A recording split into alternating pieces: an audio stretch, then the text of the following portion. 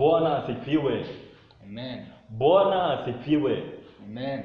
Kwa majina naitwa Pastor Mark Spike. Na Bwana Yesu leo amenitumia kama kifaa chake. Hallelujah. Hallelujah. Pigiani wa Mungu makofi. So msinione wazimu. Juu leo ni wakati mwingine. Leo ni wakati mwingine wa kutoa kila kitu umevaa. Unavaa gunia. Juu mnaweza kumbuka katika kitabu, ilikuwa katika kitabu katikati ya Biblia inasema ya kwamba Amen.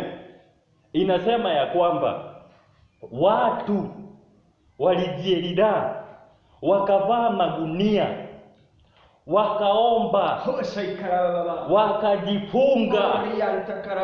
wakajifunga, Amen. wakajifunga kila kitu. Na leo Mungu amenitumia kama kifaa chake niwaambie hivi. Mnafaa kufikiria, muachane na hizi vitu za watu wa Mungu. Nawaambia hivi, ni wakati mwingine wa kuvua mask, kukosa kutumia sanitizer na msanitizer na mjifunge mapua na maombi. Praise God. Amen. Praise God, church. Amen. Ni wakati mwingine na Mungu amenituma. Si ati nimevaa hivi kwa sababu sina nguo. Si ati niko hapa na wahubiria ili nitoke na sadaka, lakini mkinifaa Mungu atawabariki.